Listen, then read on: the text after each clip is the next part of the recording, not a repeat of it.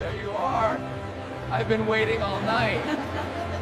Harrison, it's so good to see you. My favorite girl. I stood in a mansion filled with 200 guests, 7 months pregnant, watching my husband kiss his mistress under the chandelier while his family announced their engagement. Everyone applauded. No one looked at me. They had no idea I owned the company that employed them all. By dawn, I destroyed everything. This is the most savage revenge story you'll hear this year. Trust me, you need to watch until the very end because what happens is absolutely insane. If you love drama and justice, smash that subscribe button now and let's get into this wild ride. My name is Andrea, and I need to tell you about the night that changed everything. I'm 32 years old, 7 months pregnant, and up until that Christmas night, everyone thought I was just a simple housewife. My husband Harrison believed he married someone sweet and naive. His mother, Constance, thought I was lucky to be part of their family. His sister, Vanessa, openly called me boring at family dinners. They all saw exactly what they wanted to see. But here's what they didn't know. I'm the owner of Whitmore Industries, a company worth $45 million. I inherited it from my late father 3 years ago, and I made a decision that would later become the key to everything. I kept it a secret, not from everyone, just from Harrison and his family. Only my lawyer knew the truth.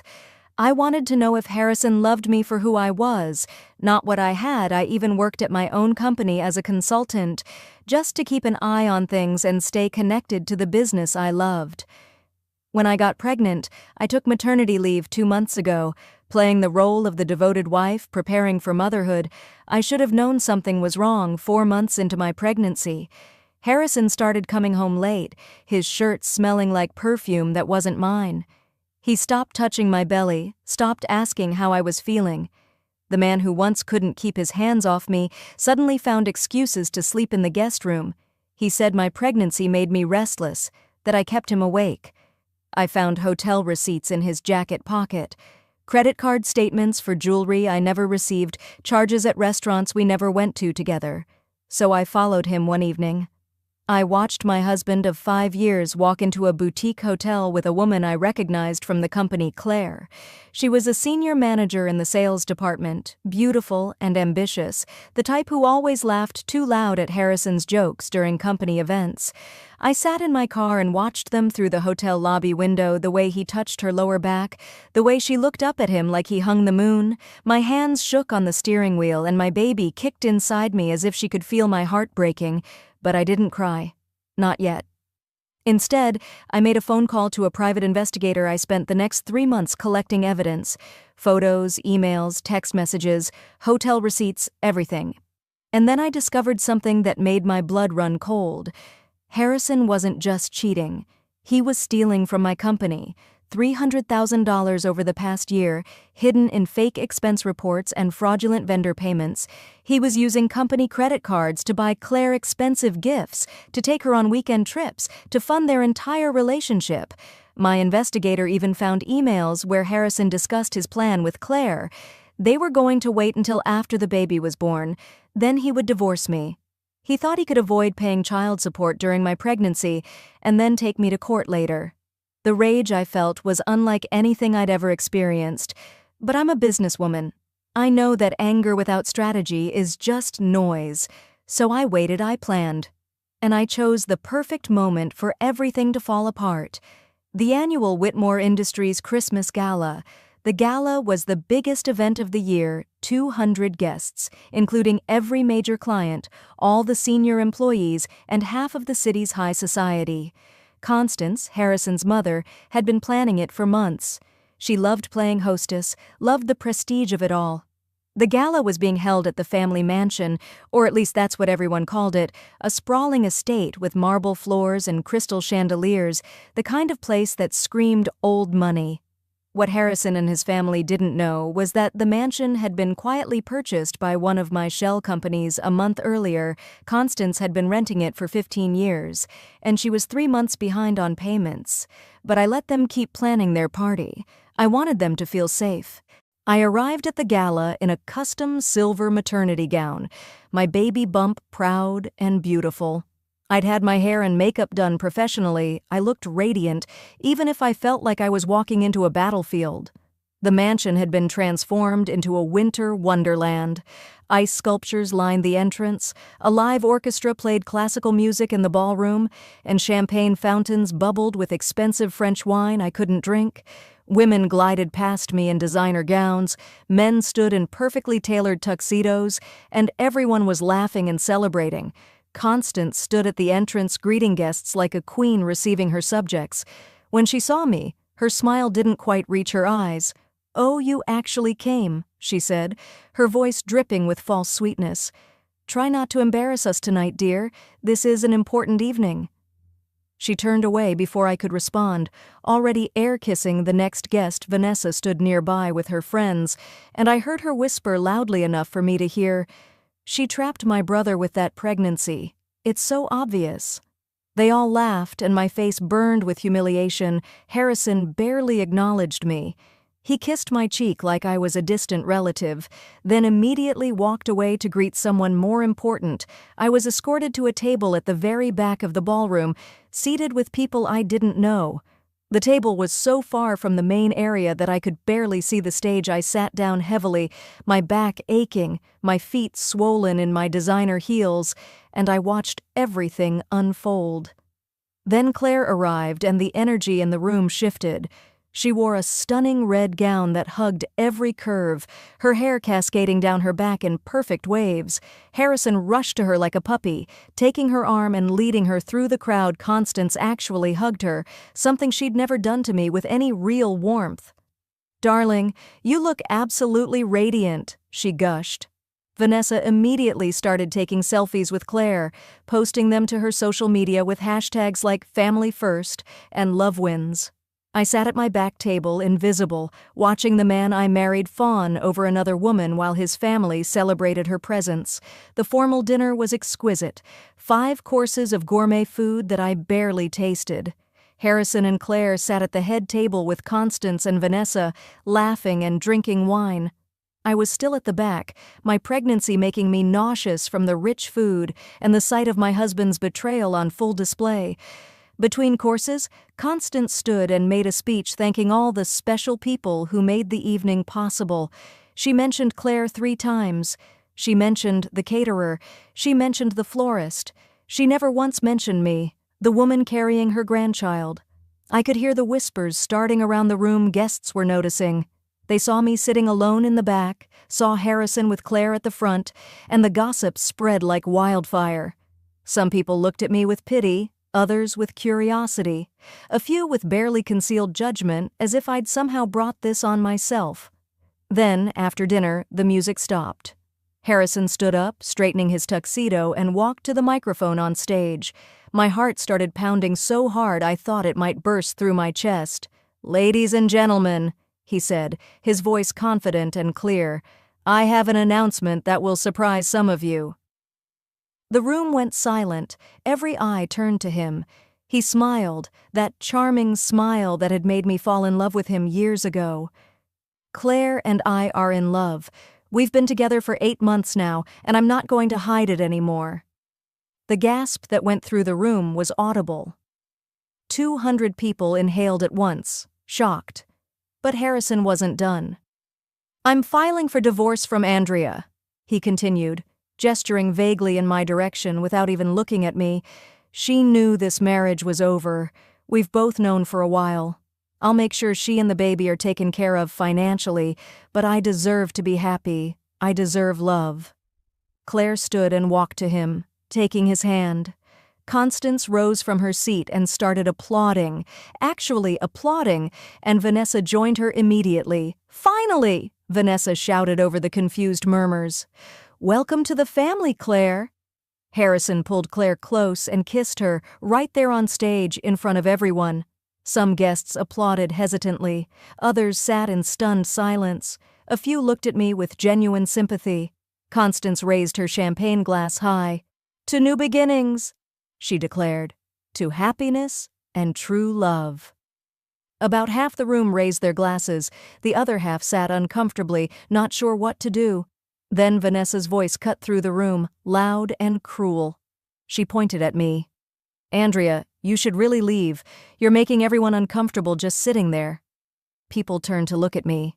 I felt 200 pairs of eyes on me, judging me, pitying me, dismissing me. My face was hot, my hands were shaking, and my baby was kicking hard inside me like she could feel my distress.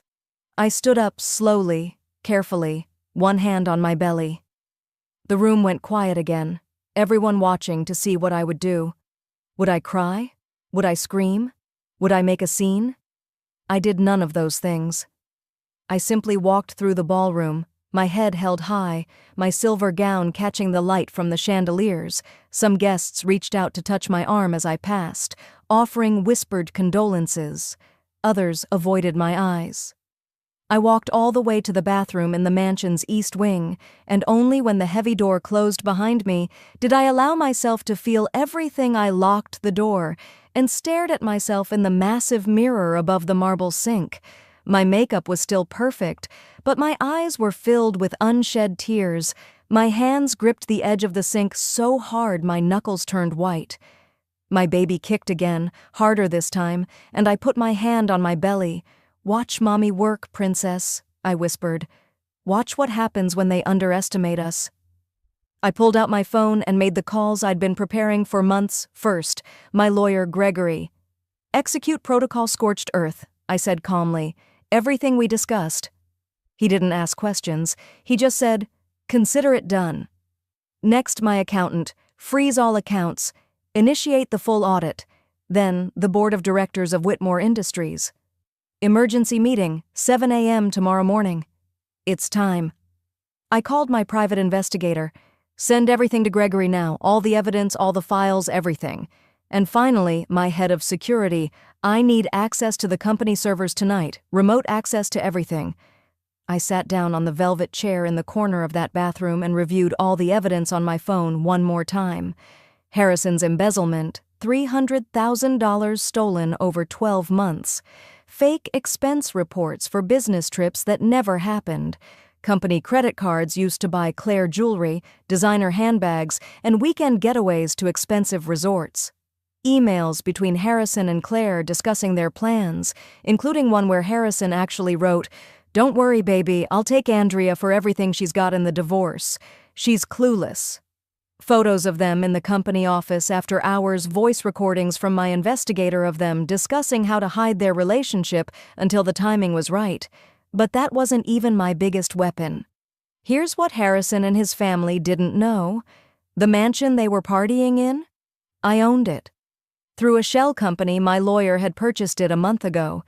Constance had been renting it for 15 years, always pretending it was the family estate, when really she'd been struggling to make payments.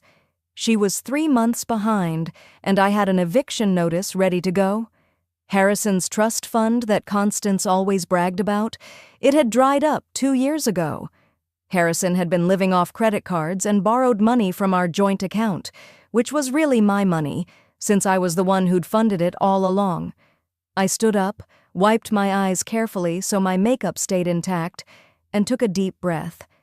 Then I walked back to that party. Every conversation stopped as I entered the ballroom. The orchestra was playing again, people were dancing, but when they saw me, a hush fell over the room. I walked straight to Harrison and Claire, who were standing near the champagne fountain with Constance and Vanessa. Harrison's face went pale when he saw me approaching. "Andrea, please don't make a scene," he said quietly. I smiled, a real smile. "I won't," I said sweetly. I walked past him to the stage and took the microphone. The orchestra stopped playing. 200 faces turned toward me. "Thank you all for coming tonight," I said, my voice clear and steady. Harrison stepped forward nervously. "Andrea, don't..." But I kept talking. "I just want to say thank you. Thank you, Harrison. You've taught me so much over the past 5 years about trust, about loyalty, about knowing your worth and never settling for less than you deserve." I turned to look directly at Constance. "And thank you, Constance, for showing me exactly what kind of woman I never want to become. Your lessons in cruelty and superficiality have been truly educational." Her mouth dropped open. I looked at Vanessa. "And Vanessa, Thank you for being so transparent about your values. It's helpful to know exactly where people stand." The room was dead silent. You could have heard a pin drop on those marble floors. I handed the microphone back to the stunned event coordinator and looked at Harrison one last time. "By the way, you should all check your emails, right now." I walked toward the exit, my silver gown flowing behind me.